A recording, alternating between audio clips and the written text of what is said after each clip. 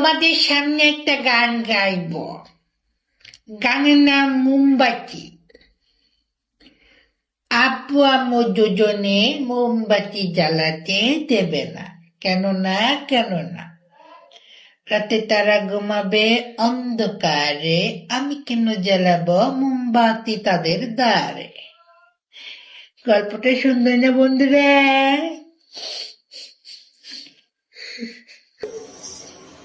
আমার নাম বেঙ্গলাজি কুমার। আমার গাল দুটো পেঙ্গের মতো ফ্যাটকা। আমার দাঁতগুলো বড় বড়। আমার গাল মিঠা। আমার জিব্বাটা কত স্যাপটা দেখছে পাশে। আর নাকটা দেখছে না।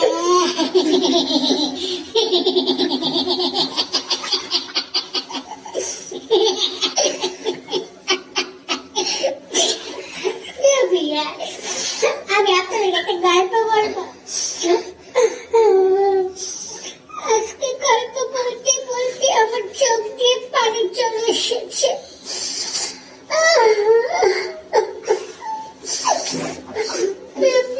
গল্পটা কি জানেন? আমি আপনাদেরকে বলছি, আমি আজকে দুপুরে খাবার পরে না কার্টুন দেখতেছিলাম। বুঝছেন? কার্টুনে দেখি এত বড় হাত। হাতটারে কি করছে জানেন? হাতটারে গো মাইরা হালাইছে। হাত রেখে লেবার লাগবে।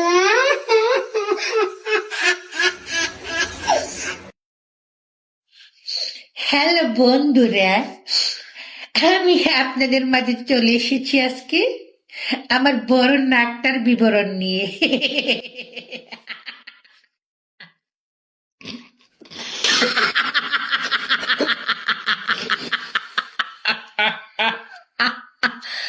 ও মাই গড, আমি আমার নাকের ডেফিনেশন দিতে দিতে অজ্ঞান হয়ে যাব। আজকে আমি শোনাবো আপনাদেরকে আমার নাক এত বড় হলো কি করে। তো বন্ধুরা শুনতে থাকো দুঃখের কথা। আমি একদিন গিয়েছিলাম ছাদে হাঁটতে হাঁটতে।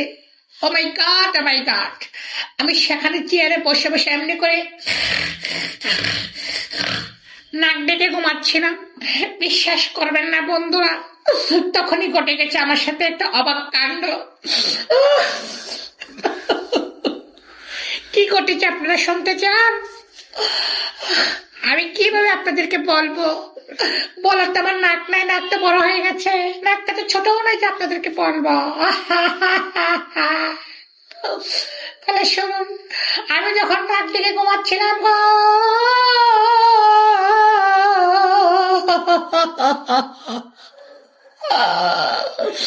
তখন আমার নাকের ভিতরে একটা মাছি ঢুকেছে।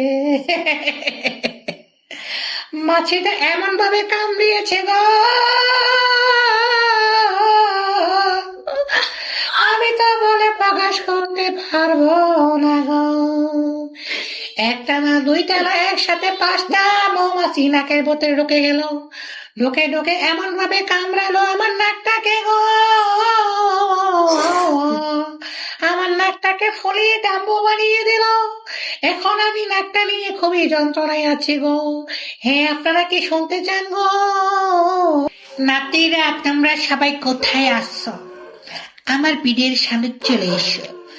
আমি তোমাদেরকে নগণ্য জঘন্য গল্প শোনাতে এসেছি।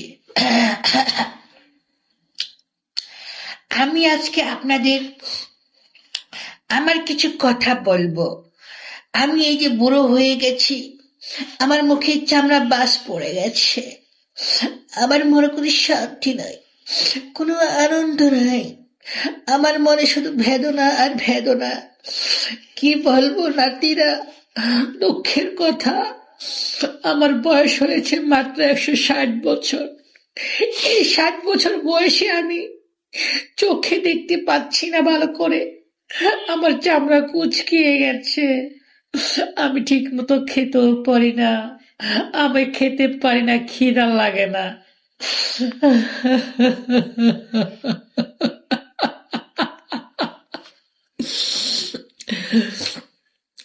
নাতিরা, আমি যদি মারা যাই আমাকে তোমাদের দাদুর কবরের পাশে শেষ শ্রাদ্ধ করে এসো। আমি তাকে প্রতি রাত স্বপ্ন দেখি, আমি তার সাথে যেতে চাই, কিন্তু আমি যেতে পারছি না। আমি কবে যাব? আমার বয়স মাত্র 160 বছর। আমি আরো 100 বছর বাঁচতে চাই।